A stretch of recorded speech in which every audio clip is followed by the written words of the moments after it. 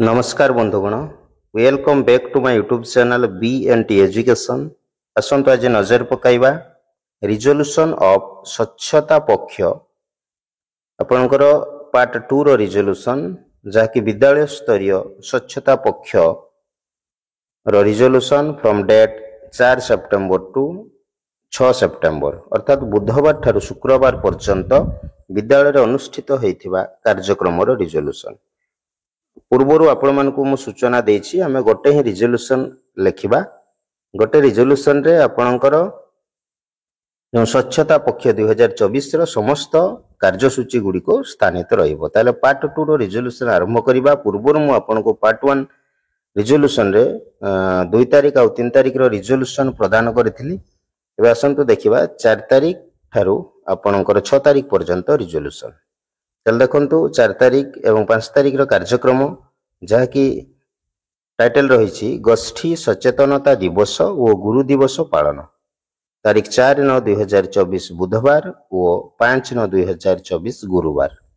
गोष्ठी सचेतनता दिवस पालन अवसर रे आम विद्यालय शिक्षक शिक्षयित्री माने विद्यालय निकटस्थ डेस ग्राम बा पड़ा को जाई जनसाधारण को एकत्र करी स्वच्छता संबंधी यथा पाइखानार उपयुक्त व्यवहार वर्ज्यवस्तुर सुपरिचालना जल संपदर अपव्यवहार न करिबा जल संरक्षण और जल शक्ति अभियान संपर्क में सचेतन करथिले।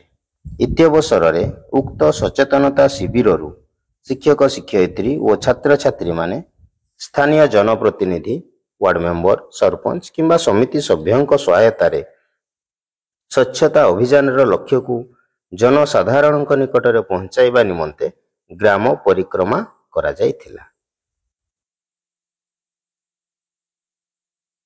देन आपणकर रही प्रति वर्ष भली ए वर्ष मध्य बा प्रति वर्ष भली चलित वर्ष मध्य तारीख 9 आपणकर तारीख 5/9/2024 गुरुवार दिन आम विद्यालय रे गुरु दिवस महासमारोह रे पालित हो जाइछि। उक्त गुरु दिवस पालन उत्सव उपलक्षे विद्यालय छात्र छात्री मानक मध्य स्वच्छता संबंधी विभिन्न प्रतियोगिता यथा चित्रांकन वक्तृता वितर्क और संगीत आदि आयोजन करा जाई कृति प्रतियोगी मानकु चयन करागला।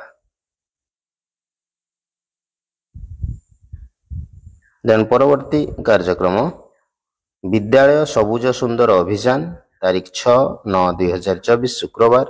उक्त दिवस पालन उपलक्षे आम विद्यालय निम्नलिखित कार्यक्रम गुड़िक अनुष्ठित होइथिला यथा एक रे पूर्व प्रस्तुति अनुसार पिलामानक द्वारा स्वच्छता संबंधी स्लोगान पोस्टर प्रचार पत्र बा पम्पलेट्स इत्यादि प्रस्तुति प्रतियोगिता आयोजन करा जाय कृति प्रतियोगी मानकु चयन करा जायथिला। 2 रे विद्यालय सूचना फलक प्राचीर पत्र बोर्ड सृजनी बोर्ड रे सेगुडी को स्थानित करागला। इको क्लब रो प्राधान्य संबंधी पिलांकु सचेतन करागला। विद्यालय रे व्यापक वृक्षरोपण फूल बगीचा सबुज बाड़ पनीपरिबा बगीचा इत्यादि करिवा पई भविष्यत कार्यपंथा स्थिर करागला। ये थिला आपणकर आसंता आपणकर 4 तारिख रु 6 तारिख पर्यंत रिजोल्यूशन। दीर्घ समय धरी आपण माने मो चैनल सहित जड़ित थिबार आपण मानकु बहुत बहुत धन्यवाद। पुणी देखा हबो पार्ट 3 रे। सेतेबेला पर्यंत विदाय। जय जगन्नाथ। नमस्कार।